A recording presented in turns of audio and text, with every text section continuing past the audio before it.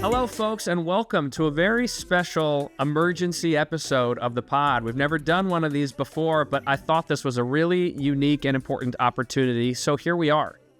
I am joined today by Adam Katz, who is the president of the Blue Square Alliance Against Hate, the organization started by Patriots owner Robert Kraft, who famously had an ad on the Super Bowl just yesterday. We're filming this on February 9th. It's the third year in a row that there has been an ad from this organization, which has taken different names over the years, speaking up and out against anti-Jew hate.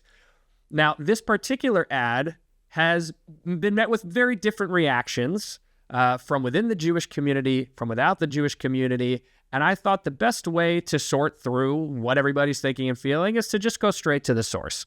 So the first thing I want to say, Adam, is welcome. It's great to have you here and great to be in conversation with you. Thank you, Jonah. Thank you so much for having me. For sure. The second thing I want to say is this. There's I don't know where this comes from, but people think that this $15 million Super Bowl ad, somebody was yeah, have the intern write an ad and let's hope it's good. You guys are a serious organization. You're founded by a guy who's famous for running a serious, wildly successful organization. I'm certain there is data. There has been focus groups. There's analytics. There was a method here. You didn't just throw a dart at a wall. So let's start with specifically the ad we saw yesterday on the Super Bowl sticky note. What was the goal? What were you trying to achieve by it? And then why was this the vehicle that you all decided was the best way to achieve that goal? So this ad was really focused on reaching a particular audience community that is our target audience at the Blue Square Alliance Against Hate, which we call the unengaged Americans. And when we say unengaged, it's unengaged on the topic of anti-Semitism, of Jewish hate. We find that there are close to 140 million Americans by our surveys and other methodologies who are behaviorally apathetic on the topic of Jewish hate. They might have feelings and opinions. They don't do anything about it. They don't consider Jewish hate a significant issue. They're not aware of the frequency or severity of incidents that take place. They don't know how to get involved, and they don't feel an urge to get involved. That is who we're trying to reach, and obviously with the Super Bowl, that is the biggest possible platform to reach that audience. As you mentioned, this was not just an intern scribbling some ideas and then we threw a lot of money at it. This was a very, very rigorous process. It started with what are the most concerning issues in Jewish hate today? And when we look at the data, we see that particularly among younger generations, that's where Jewish hate is growing the fastest. We saw a very, very alarming statistic that folks in Gen Z are 3 times more likely to witness anti-Semitism, and at the same time, they're twice as likely to say it's not a problem. Right? That's a very, very scary dichotomy when you compare that to older generations. And so that right there said, we need to be focused on this audience, almost like there was no other choice effectively for this campaign. And we needed to show something that was relatable to everybody, that this 140 million unengaged audience could look at and say, okay, I can see myself in that. I understand what that is relevant to me. And I can't just say, oh, that would happen in the town down the street. That wouldn't happen in my place. And so that led to this ad and every single creative decision in it. For example, that statistic that we show towards the end of the ad, that 2 in 3 Jewish Americans, teenagers have experienced anti-Semitism, which is horrifying. That is not known to the vast majority of our target audience. It prevents them from being able to look at it and say, well, that couldn't happen in my town. That would only happen in the other town. Well, it's happening in every town, right? This is the majority of Jewish teens are experiencing anti-Semitism. Everybody needs to look in a mirror. Everybody needs to recognize that. And so then we went through a very rigorous process of testing creative concepts and creative execution with focus groups, with various audience panels, all representing our unengaged target audience, young folks that are behaviorally apathetic on this topic, and making sure that they responded to the ad in the right way. They needed to watch the ad and say, I see anti-Semitism more than I did before. I am more concerned about anti-Semitism than I was before. I am more inclined to do something about anti-Semitism than I was before. Only when our ad meets all of those thresholds are we comfortable investing any dollars in distributing it. Okay, so I have a bunch of questions. Please. So I want to go back first to the beginning of what you said, which was this 140 million. What it sounds like there's a lumping together of like people who may have attitudes but just don't say or do anything about it versus people who have literally no idea. They're just going about their lives. I don't even know this is a thing. Is there any distinguishing in trying to reach those groups differently, or you're just trying to hit that whole bucket all together and hope it works on both kinds of groups? It's both. And I want to go back to, you went back, I'm going to go back now. $15 million. We're spending $15 million on a campaign that's running for several months. We're not spending $15 million on one 30-second spot in the Super Bowl.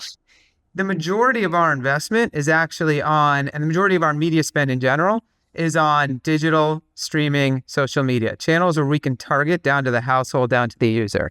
When we're deploying again in those channels, we're able to tailor the message, tailor the messenger, and so we can give something different to that person that might have those latent beliefs that doesn't act on them versus the person that's truly apathetic, like head in the sand. When you say you're able to tailor, does that mean different versions of Sticky Note or different commercials?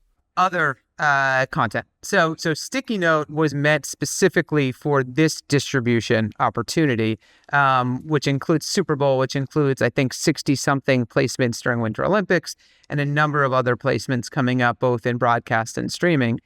And we will have many, many other forms of content that we'll be distributing across these other channels. And we've continued to distribute across these other channels that are targeted and tailored to specific audiences.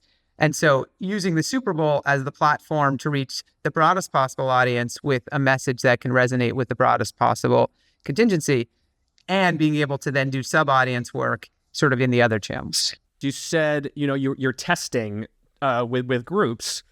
Are you testing this one ad and tweaking it, or did you guys shoot several ads and see which one was going to work better? Like, what's that process? Yes. So, and what I mean by yes is we start by testing a bunch of different concepts, and we do it in a few different rounds. So we're getting feedback as we're narrowing the list ultimately. I mean, it's similar to any other creative exercise. You start with a broader list of potentials, and you narrow your way down based on feedback. Then once we nail it down to that specific, this concept, which was the winner versus all of the others throughout that testing, then we continue to refine based on audience feedback. And that's where we touch up certain things and you make sure that every single detail lands as impactfully as possible. And are you testing this Gen Z focus group in like a focus group environment, or is it in the environment where they would be consuming the commercial, like at home or online? Yes. Again, we do. We're very thorough. I think you do it all. You hit them everywhere. Not obvious. Well, for this kind of investment, we have a tremendous burden as messengers on this topic. We are spending a lot of money. We don't take that lightly at all. We need to make it as good as it can possibly be. We are a fiduciary for the Jewish community on this issue. That and being a parent of two Jewish children are probably the two most serious responsibilities I have in life. So to that point, we test many different ways, including the focus group environment, as well as the environment in which they would be viewing it at home, both some cases on their phone, some cases on a big screen. We need to see it all. Just as a follow-up to that, like how long of a process was it to land on this ad? Actually, just about the word anti-Semitism itself. I've seen studies and data that word is itself not necessarily the most effective way to communicate what anti-Jew hate is. Talk to me about your use of it there and what your data has shown about the effectiveness of that term. Similar to you. We find that Jewish hate or Jew hate is a clearer term. It doesn't have the same associations, connotations. It's more familiar to folks. And so that's why we are, our social handle is stand up to Jewish hate. We're not saying stand up to anti-Semitism. It's not that anti-Semitism is a word that we disagree with, but we need to be relatable. Like, we have enough hurdles to clear as a community. Let's not put more in front of ourselves. I agree. So I guess my question is, in the ad, in that text, the word is anti-Semitism. So I'm sure you tested it. So how did that one end up there versus Jew hate? We tested that to make sure that it was also consistent with the studies that were conducted. So the stat that we had was based on studies that were conducted by a few different third-party organizations. So you're consistent with that. But if you look at the end caption of where it shows stand up to hate, stand up to Jewish hate, at the end, it's not saying stand up to anti-Semitism. Mm-hmm. So let's talk a little bit about the reactions to the ad. Let's first go to some of the reactions from the Jewish community to the people who saw it online before it was on the Super Bowl. And, you can please add to this if I'm missing something, but basically like the two most common responses that I saw that were, negative about the ad was, one is, well, the real Jew hate that teens are facing today is anti-Zionist hate. So like, it's not dirty Jew, it's baby killer and genocider and all of that. And number two is we should show Jews being strong and being able to take care of themselves and not needing support from some other person who's not Jewish to sort of swoop in and have their back. I don't know if I missed anything. Those are the two I saw the most. And how do you respond to those two pieces of feedback? Yeah, well, I'd say first that what we've seen by far the most is support, to be clear. We have seen the vast majority of the responses have been, thank you for putting this ad together. Thank you for calling attention to this, and other positive responses. But there have been the challenges as well. And all engagement is good engagement. This is good for us as a community. To the first about the word choice of dirty Jew versus something related to Israel or Zionism. So we put a lot of work into this, and we were studying what both on social media and physically in the real world is happening frequently and is recognizable to all sub-audiences here. What we found is the phrase dirty Jew, which it was surprising to me because it sounds somewhat antiquated. It feels like it was in Liberty Heights or something like that, had nearly 500 million impressions on social media since 2023, right? Like it blew out of the water all the other phrases you just said. Wow. And it's growing faster. It's growing 174% versus the prior time period. So just the ubiquity, which is, I hate to say ubiquity around an anti-Semitic slur, but that's what it is. That was stark. We also saw a number of stories around with this specific term being used in high schools across the country. We saw examples in Texas and California and other locations where this was being used. And so it feels old, and yet it's very, very contemporary.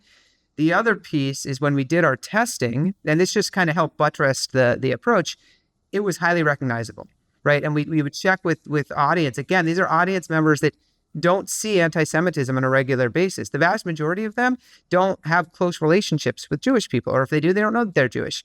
So they're not seeing the same sort of frequency of anti-Semitism that we are. They would see a word like baby killer and have, frankly, no idea that it's referring to what's going on in Gaza. Right.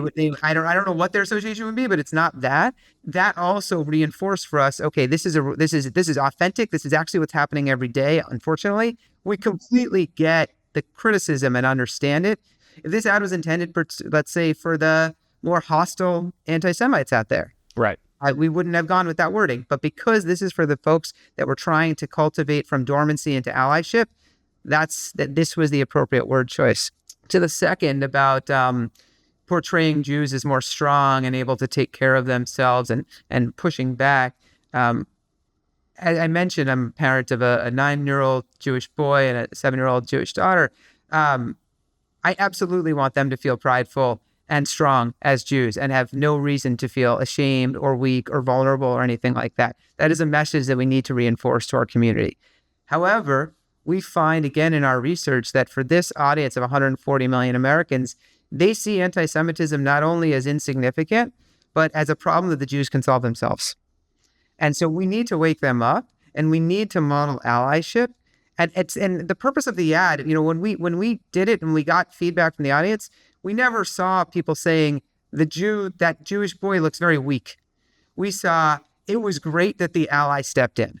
We debated this. You don't see the Jewish child take his Star of David and tuck it in.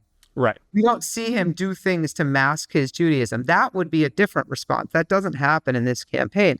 What we see instead is the ally who comes up and stands shoulder to shoulder with him. And that was critically important to us because that's the audience we're reaching. We're trying to tell more and more of those 140 million, you can be an ally too. It's not that complicated. I should have asked this at the top, but how did you determine that this 140 million, that's the audience, that's the lane that you guys are going to drive in? That's why Robert founded this 6 years ago. To reach that group of people. So 6 years ago, when Robert founded this organization, there are hundreds, you know this as well as I do, there are hundreds of Jewish organizations operating in this space, and many are doing fantastic work. Nearly all are doing fantastic work. there was a gap. There was a gap in this movable middle. We call them unengaged, you call them movable middle, you can call them persuadable, whatever you want. They were actually not being served. And not being served at all, really, and not being served at scale, certainly. You had a lot that was focused on continuing to support and enrich our base and provide great opportunities and protection for the Jewish community. That's wonderful. There was a decent amount that was focused on the sort of the haters out there. And that's necessary. That's wonderful work too. Nobody was really targeting this movable middle, and certainly not at scale. And, why we focus on that is not only that they were being largely neglected, but if you look at the most successful social movements in modern American history, and we do because we're trying to learn and not reinvent the wheel as much as we can, you take LGBTQ rights and freedom to marry. One of the most impactful things over the last 30 years was getting dormant, movable middle people to care. And so you saw, and if you remember all of the different messaging campaigns in the 90s, 2000s, 2010s, that was really focused on reaching that audience. And one of the interesting things, if you go back to those campaigns, you will see that they are the heroes in almost all of the campaigns, and the centerpiece of the campaigns is the ally. It's in many cases, it's the parent of the gay or lesbian child who's having to deal with, I didn't expect my son or daughter to be gay. This is a hardship for me, but I'm going to deal with it. And because that was what was the relatable story to the rest of America. How are you able to test the effectiveness of these ads? Once they come out, how can you see, are you changing attitudes? Are you changing behaviors? Are you changing anything? Modern media measurement. It's a wonderful thing. We're able to, again, because as I mentioned, the majority of our spend is on digital, social, personalizable channels. We're able to ask people based on the amount of exposure they've had, both at an individual ad level and across multiple ads. What was the impact on your feelings? How significant of an issue is anti-Semitism? How much does it matter to you? How likely are you to get involved? What would you do if you saw a Jewish person experiencing anti-Semitism? Or we might word it as Jewish hate in the survey. But we're able to ask that and compare to those who got the treatment and those who got the placebo, and those who got higher dosage and those who got lower dosage. And so that we use that to make sure that we are putting dollars in the most efficacious ways possible, that it is driving greater awareness, greater empathy, and ultimately greater allyship. And so, as I mentioned, the Sticky Note just debuted on the Super Bowl yesterday. Is it too early? Are there any returns yet? Or we won't know for weeks how that impact landed? We won't have a full body of evidence for weeks or even probably a couple of months. I mean, the early indicators are great. We look at the increased engagement and awareness through things like social media attention. And that's a signal of interest. And again, we certainly care about how the Jewish community feels, but that's not our target audience here. Right. We're focused on activating folks who are unengaged on this topic, are people that we haven't reached before, that haven't paid attention to this. Are they starting to follow? Are they watching the ad? Are they joining and following us on social media? Are they posting blue squares? Are they getting involved in different ways? Are they requesting? We have blue sticky notes that we are making available for folks to be able to request and put up in their schools, for example. We did a really cool in real life activation at Super Bowl weekend at the NFL Super Bowl Experience in Moscone Center in San Francisco, where you had like a giant bulletin board where people could fill out blue square sticky notes and post them on the board. And we had, I think, close to 5,000 people over the last few days write out positive stories and phrases of unity, of coming together, of allyship and support. And so we're trying, that's another way of showing the engagement. And so we're going to measure the response from people who see this ad. So let's talk about the blue square, since you bring it up. I think anecdotally, a lot of people feel like in a post, George Floyd world, in a post AAPI hate world, they're like, squares are performative. They don't mean anything. Nobody's doing them anyways. But again, you guys are super data driven. So I'm curious, like, what's the deal with the square? How are you using it? Is anybody using it? What's the deal? I had some initial skepticism, for lack of a better word, when I first saw the blue square. And as I got to better understand the rationale, it made a lot more sense to me. So it's a gateway. The blue square is a gateway that gets people to care in a low barrier to entry sort of activity. And it's not just about the pin. It could be the sticker you put on the back of your phone. It's something that you share on social. There's lots of manifestations. But the point is, it's something that you can do that, one, is not dependent on a particular incident of Jewish hate, right? If we're looking for people to behave when the thing happens, you don't know when the thing's going to happen. You don't know how it's going to happen. That's hard to predict. It's hard to measure. If you start by doing something like wearing this blue square, that's already signaling a commitment. That's already getting involved and getting off the sidelines. It may feel very, very small and symbolic, but it is a step into the conversation. It enables us to track engagement. It's a great metric. It's a great leading indicator of folks getting involved. And so we use it to see how, when we do activities, when we do a Black Jewish unity event, for example, we can see what is the follow-on engagement in terms of blue square adoption, right? Digital, physical, we can see that. And that tells us as a measure how effective was that thing. Did that mean that we eradicated anti-Semitism because people ordered blue squares? Absolutely not. We're not delusional.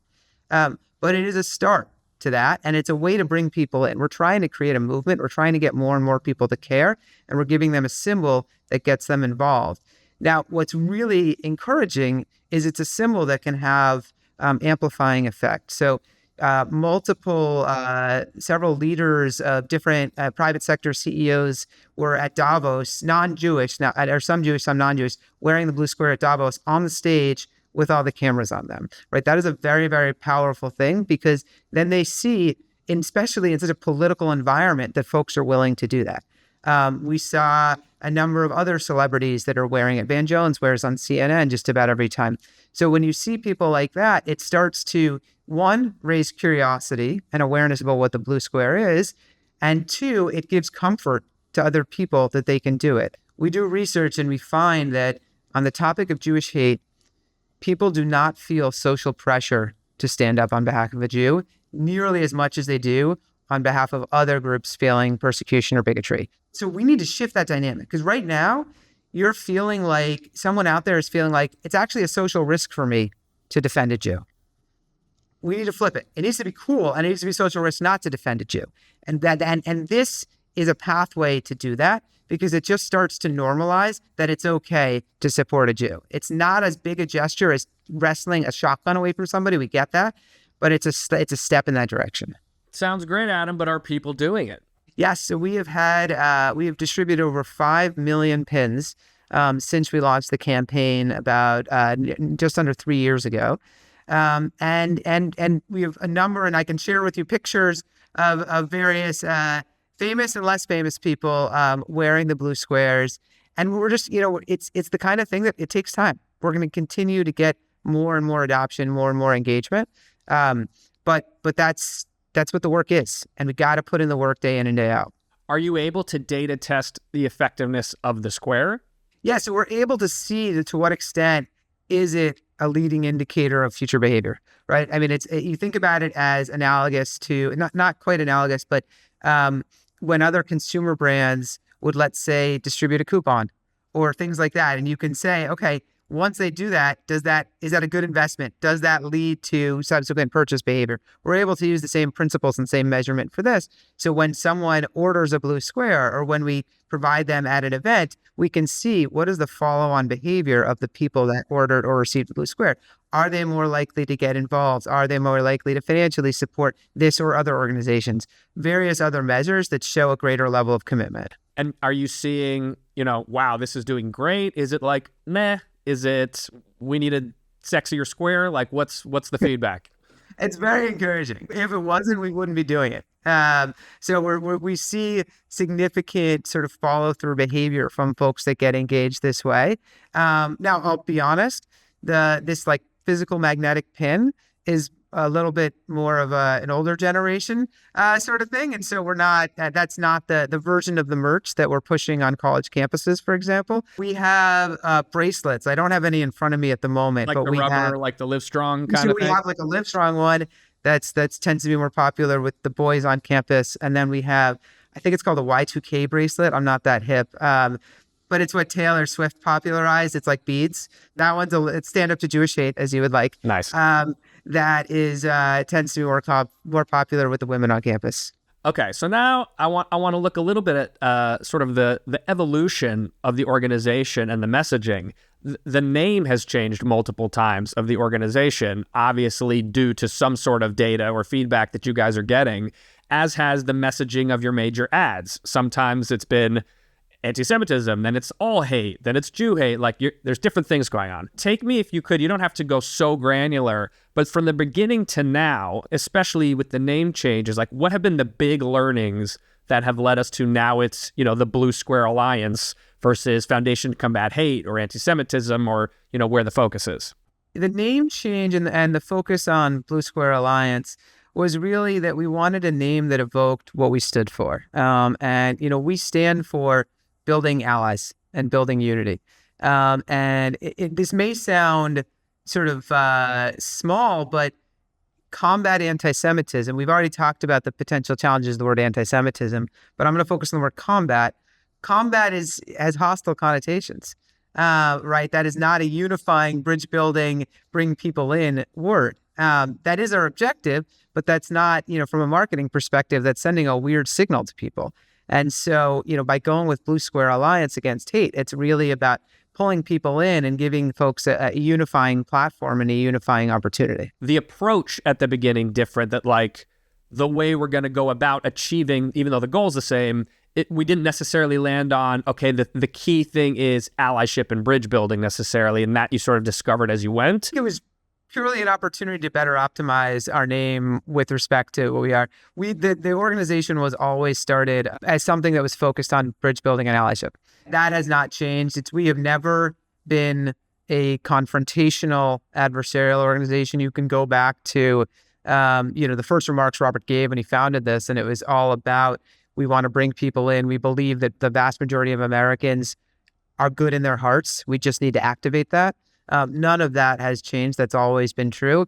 We just felt that there was a better way to express externally what we stood for. Now, take me through the evolution in terms of, like, even the Super Bowl ads. Like, first we're talking about Jewish hate, then it sort of became all hate, and now we're back, it seems like, more squarely on Jewish hate. So what led you guys down that path? We internally think about it somewhat differently than a lot of people externally, in the sense that obviously the Super Bowl ads are these big milestone tentpole things. For us, they're one arrow in the quiver. We have these broader campaigns across all of these different channels. And as I mentioned, $15 million covers a lot of activity, of which one component is the Super Bowl. So we think about our entire portfolio of work and what is the most appropriate message based on what is in the portfolio at that time and for that specific occasion. And so, for example, when we ran a year ago, the ad with Snoop and Brady, we had been running up until that point a lot of other ad campaigns that were very intensely focused on Jewish hate. And that's really what the diet that our audience base was seeing, was almost 100% Jewish hate. So you can picture, if you remember the ad of the swastika painted on the garage. I think I studied that actually in one of my classes in my master's program as being a very effective ad. It's one of our best performing ads. I will say that in our internal testing, this sticky note performed just as well on those metrics. And so that's why we're so bullish on it. So we were running Tony a lot. We were running there. You maybe remember, there's one of Bar Mitzvah. Isaiah. You know the names better than I do. I did my own work. That one's like deeply moving to me. I love that one. We love that as well.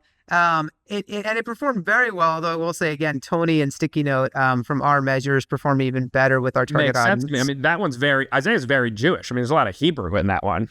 Yes. And so that was the diet that our audience had been receiving. And what Snoop and Brady added to it was another element, another chapter, and a way to bring more people in that might have not quite clicked as much or resonated as much based on the more explicitly Jewish ads. And that's really how we measure ourselves. It's all about this 140 million that we're going after. How are we getting them to come along on this funnel with us? And we needed that as the next sort of piece of the puzzle. How effective was that Brady Snoop ad?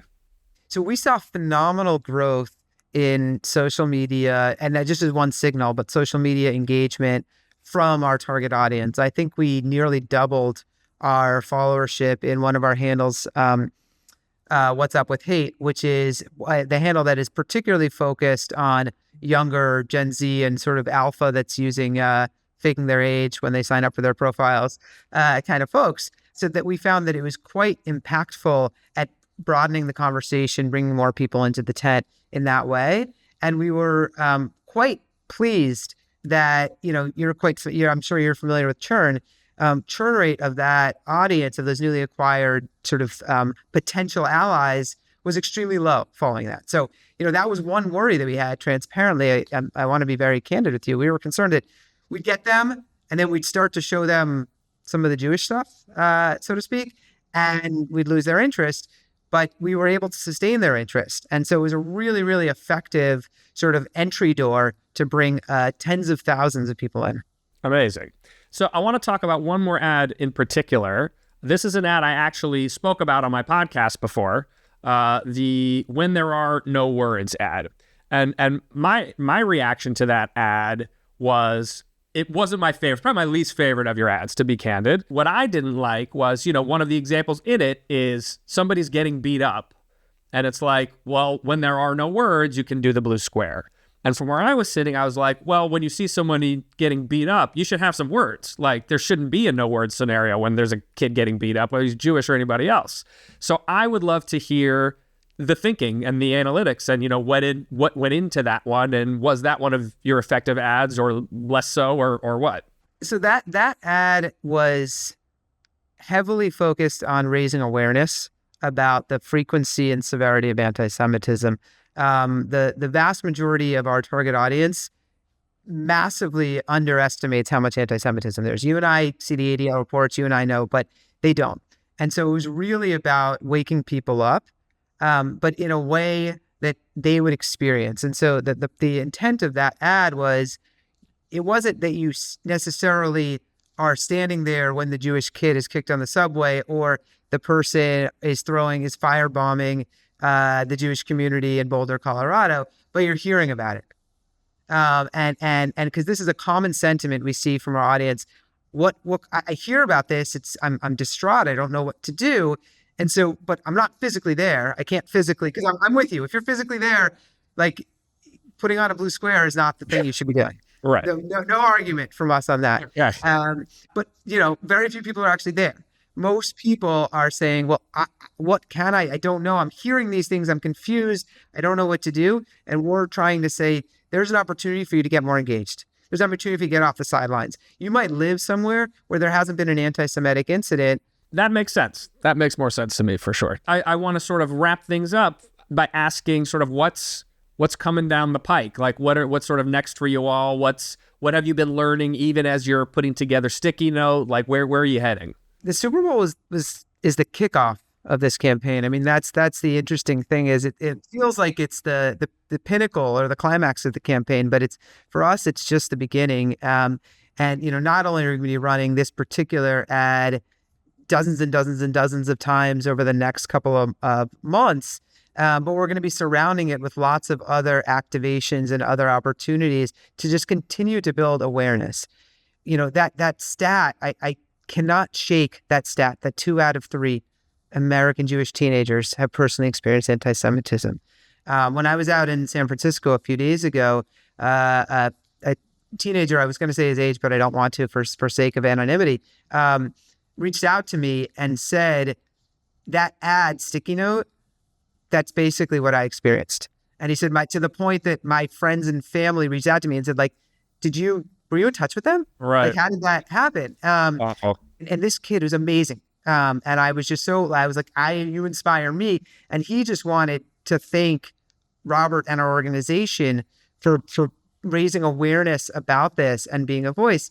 And so that's really what we're doing. And so it's going to be running this out, obviously, but it's going to be figuring out how we can activate locally on the ground, how we can partner with other organizations. We're in conversations with a lot of Jewish organizations about what can we do together to really, really address the particularly scary rise of anti-Semitism in high schools, middle schools, colleges. And for, my audience who are generally more well-informed than the 140 million that you're going for, what is the best way for them to engage or to sort of understand what you're doing or be involved in some way? Like, where would you send them? I'd say be curious and try to learn about us. Try not to prejudge based on some assumptions that you might have about the organization.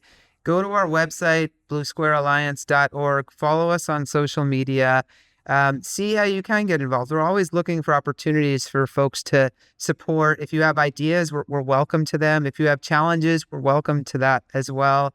You know, Robert founded this organization and has very, very generously provided an endowment effectively to support our day-to-day operations. We also have over 30,000 other donors, grassroots up to principal major donors, and that's what helps power this work as well. And so if anybody felt so inclined to consider supporting this mission in that way, we'd be thrilled to have a conversation. But I'd say, continue to talk about the work, share the feedback that's helpful, that's valuable, and support all Jewish organizations.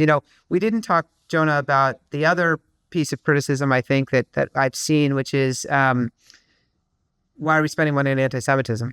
Oh, versus like you could be funding Jewish school. Jewish pride.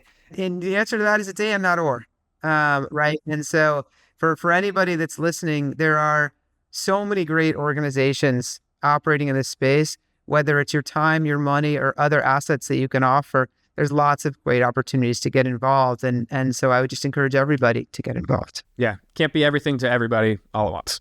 Adam, thank you so much. I know for sure this has been super informative. I know my audience is going to appreciate hearing all of this insider info and explanation. And I certainly feel that that 15 mil is in good hands, and appreciate all that you guys are doing for us, for the community, and to try to create some unity in our very fractured country. So thanks for the time and thanks for the mission.